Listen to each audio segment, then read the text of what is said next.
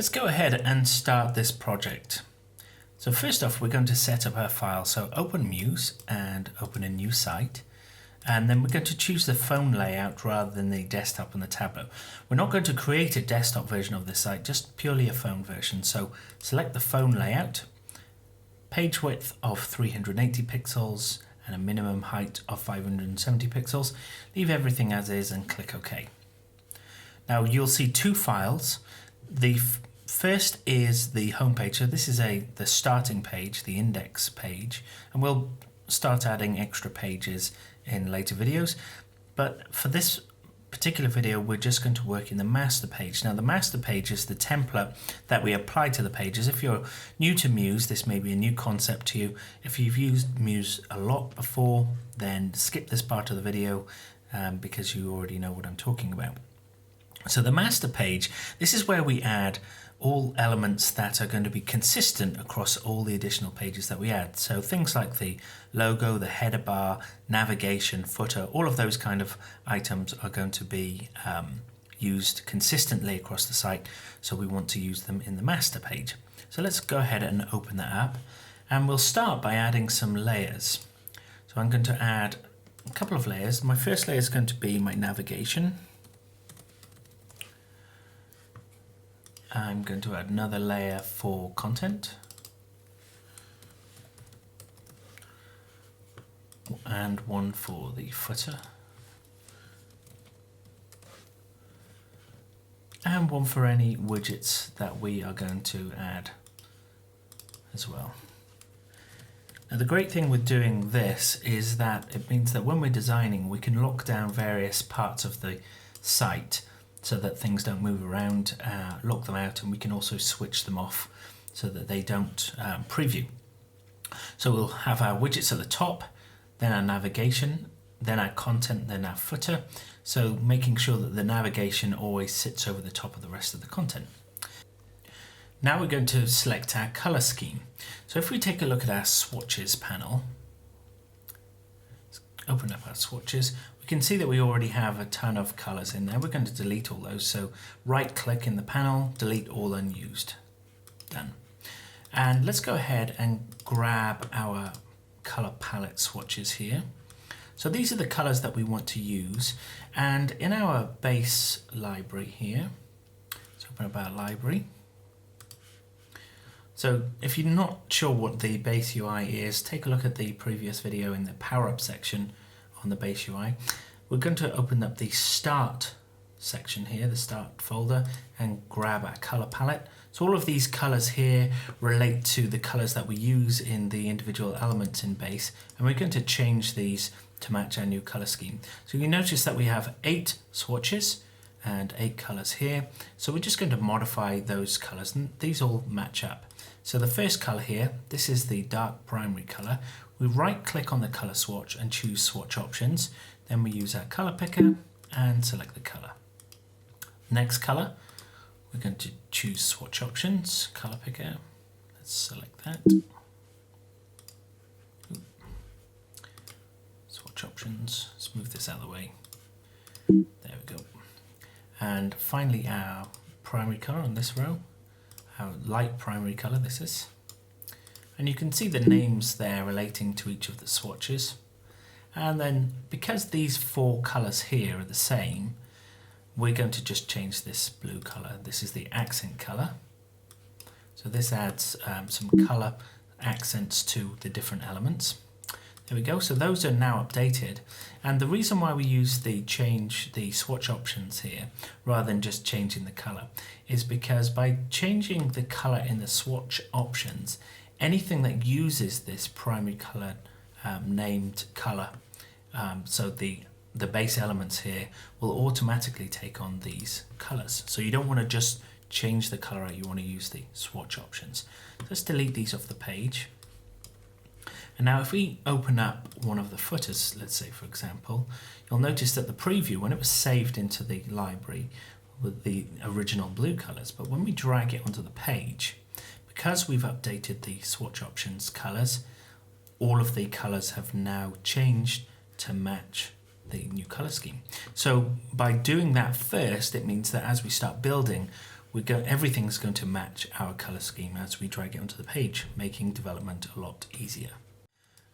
Now we have that, let's add our icons. Now when somebody goes to a mobile site, they may add it to their home screen, and when they add it to the home screen, we want it to add a little icon that we've defined to their home screen, so it works more like a native app on their smartphone.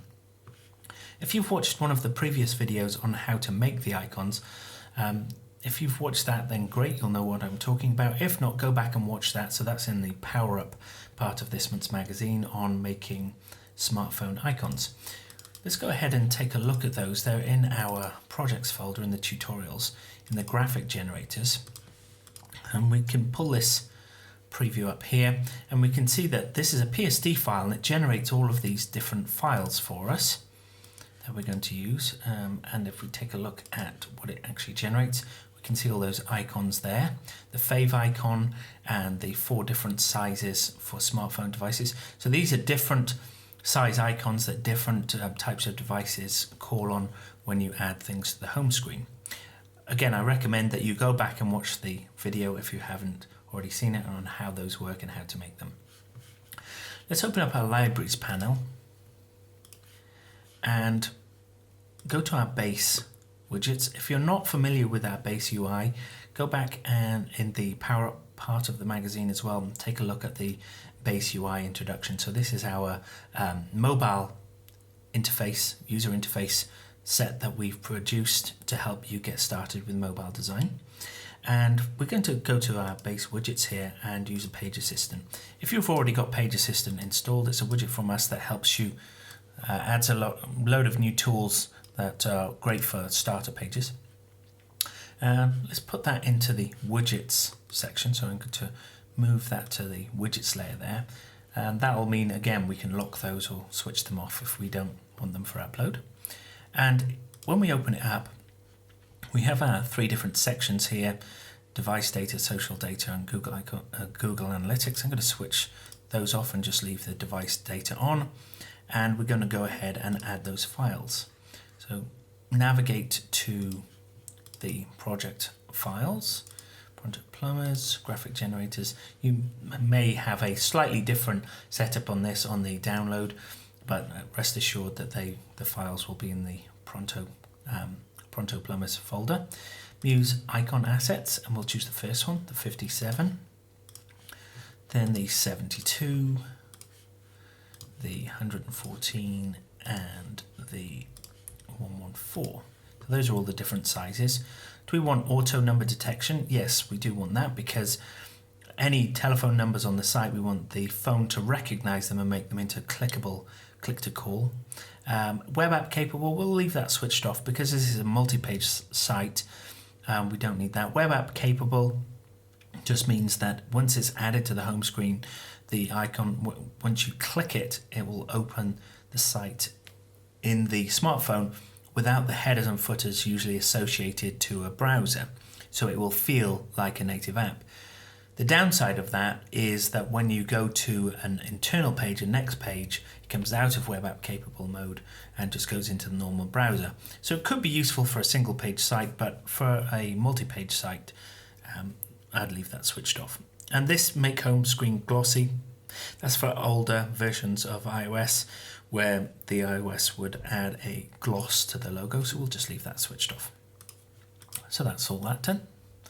Next we're going to add a really cool widget that we have, which is called the Screen Orientation Alert. Now, when somebody uses a smartphone in the browser, even though the site has been designed for mobile, you may want to specify the orientation that the site works better in. So usually on a phone, the orientation is portrait, so tall and thin rather than wide and short.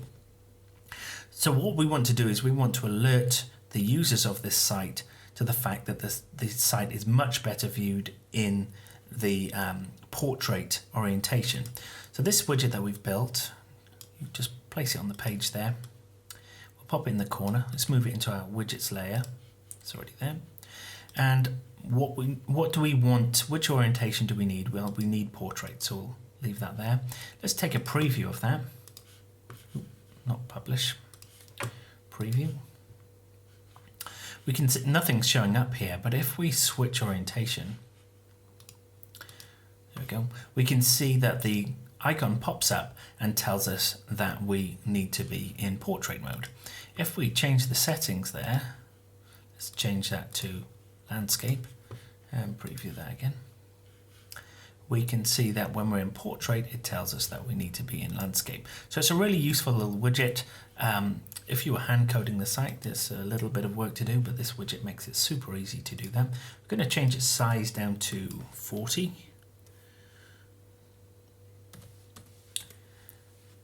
And that's fine. Make sure that it is actually needs portrait. There we go. So that's the first part of our site put together. So the next video, we're going to show you how to, one final thing. Let's go to the page properties, and add our fave icon. So just to recap there, the fave icon, if the site's pulled up in a browser that uses fave icons, or when you add it to favorites, it calls for the fave icon. So we just went page properties. We selected the little folder here. We went to the folder with the Muse icon were generated from the PSD file. Remembering to take a look at that original video on how to use the PSD file to generate these. Choose that fave icon, click open, and OK. So now our site is initially set up. In the next video, we're going to show you how to create the master page.